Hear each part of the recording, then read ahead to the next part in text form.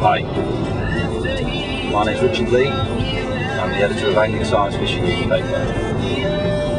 Today I'm on the road at dawn on the M25 heading towards Cirencester to meet Martin Bowler, one of the Angling Times star columnists.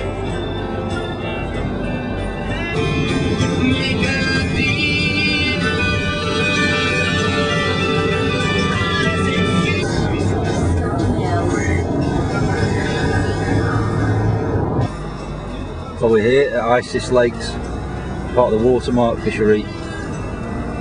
Highly impressive it is too.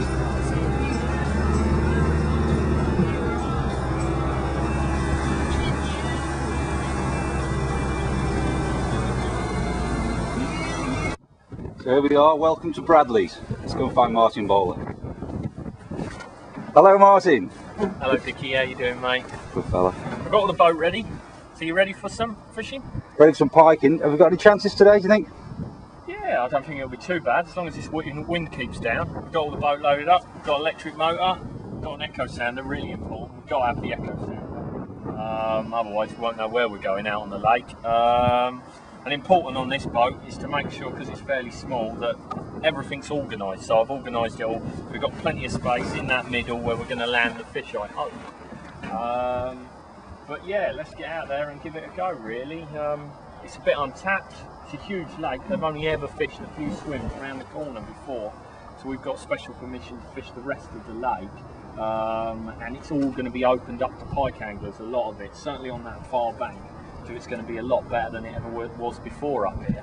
But the boat gives us the chance to explore new areas. So let's get out there, Dickie.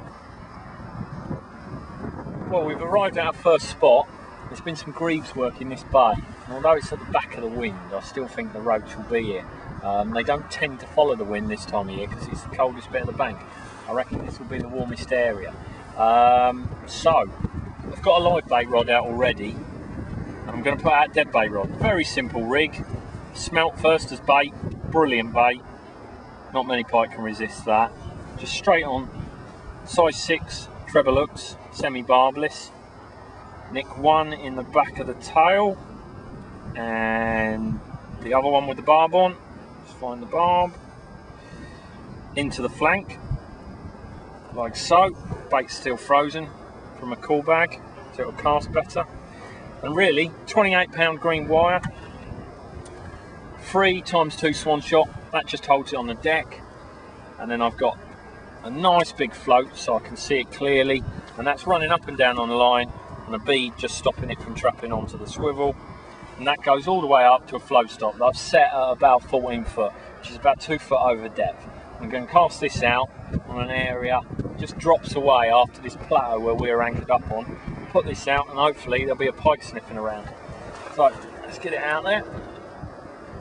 Check my clutch, it's okay, but hopefully the battle ahead. And you don't have to cast too far away from the boat. A lot of people think you've got to cast miles, but it's amazing how close they will come to the boat when you're sitting here in their environment. Right, I think I'm away, Dickie. Something's taken that smelt that I've just cast out. The float bobbed once, really sharp. Is it the line pulling from your fingers? Well, it was, and it's stopped now, so I'm going to investigate. Check the clutch once again, wind down, and lift into it. Yeah, that's it, we're in. I think it's a decent one. It's off. What happened there? So Martin, off, mate. Come off? Yeah, I don't know what happened. It felt quite a sizable fish as well. Bit of a sickener. See, it don't always go to plan. So Martin, what would the biggest pike be you've ever caught? Me, yeah. 32-pounder. Where did you get that? An estate lake over in Wiltshire. We were filming for the new TV series, Catching the Impossible. Wanted to catch a 30-pound pike, and like with all pike fishing, if you can find in a place where no one's fished much before, then you've got a huge advantage. And we went and filmed at the lake, and Oh, incredible. I had a 26.5 the same day, and 19, 15, stacks of doubles as well. Oh, it's just the best day's piking I've ever had, and it will be on film for 2008, which makes it even better, I suppose. So if you were going to come piking, what would be the baits that you'd always put in your freezer bag? Smelts, definitely. Lampreys, I like lampreys. Some people are a bit put off by them, but I like them a lot. But my favourite is herring. I really like herrings. They're not used a lot. Herrings are great. They're big oily baits like a giant sardine. And saying that, sardines are brilliant as well. What happens, most people won't use sardines, so only get one cast out of them. But if you use a bit of electrical wire around the base, once you put the hooks on and wrap it around, then it'll hold it in place and you'll get 2 or 3 casts. But it's well worthwhile fishing with them because they're really oily as well. I know mackerel's a real favourite of a lot of people, but I'm not so keen. I'd always rather have a herring on. I think they're a bit more oily. Now, Martin, I believe we've had a bit of action, haven't we? Yeah, we have, but not the right action. Dickie's had it behind the camera. The fish that I lost that came off, I reckon he's got in the net, and it's a good fish as well. It's certainly a big double. So well done, cameraman. Yeah, shall we have a little look, have a little peek over? He's going to lift it up for us. Yeah. Before we weigh it. Oh, it's a good fish. Good fish. Whoa. Oh, it's a...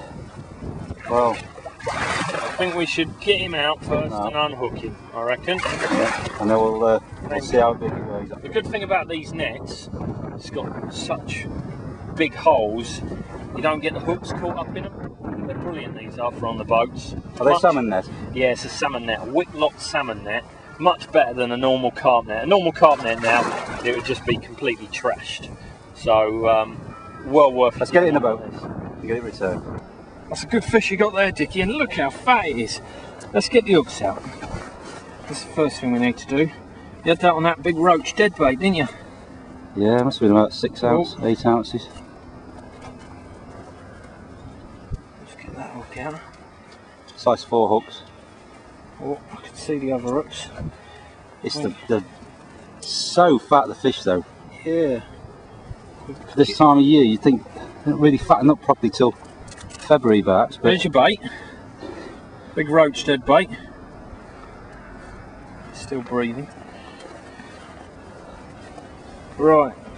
He's got some big teeth he has. Now, for any beginners, the thing is don't panic. You know, with a pike, you take control and you'll be fine. Panic and you'll get cut. Hooks are out. Dead simple. No problems. You should be holding this really, Dickie, because you've done the top job of landing it, but that is a nice pike. What I'm going to do, rest him in the net, and then I'll get the scales ready for you, yeah? yeah. Okay. It's very important, isn't it, Martin, to have the unhooking mat in the boat? Oh, you've got to have that. You must have that in the bottom of the boat. It'd be terrible, wouldn't it? Now, you'd expect to catch more than one pike here then? Yeah, well, the greaves have been working here, so we've had 2 takes fairly quickly, but I still think you stole my fish, Dickie. Okay, Martin, ready with the scales now? Yeah. Let's find out the moment of truth. I'm waiting for you, Dickie. It's not a long fish, but it's as fat as a trout water. Will we give you a 20? Will we give you a 20? You jammy bugger. Turn it round, the scales. 20 pounds and 4 ounces. Let's have a look for the camera. You can't, Dickie, because it's got water in it. You cheat. No, but we weighed it already. Right, come on, get on with it. You can go. That's fantastic. Not quite a personal best, but only what, my 4th or 5th 20 of all time. So great to get it. Would you say that was skillful angling? I'd say it was lucky, but we did get a tip off of where to go, and I do think it was the fish that dropped your bait 5 minutes before. But well, seeing as you're my boss, I'll let you have that. Thanks very much, Martin. Well done, Dickie. Let's get out there again, eh? Let's get another one. All right, mate. Come on. Okay, Martin, we're drawing to the end of the first day. It's a good time for catching pike as the sun drops a little bit. Yeah, no, top time. I prefer the evenings than the mornings, because I think in the mornings with predators in winter, it's still a good time, but it's like the coldest part of the day, and I think after a nice warm sun on the water, then they're likely to be moving, their bodies will get moving again, they'll have warmed up and they'll get moving. And so dusk, I really like dusk this time of year, and I wouldn't be surprised if we get another fish or two come dusk.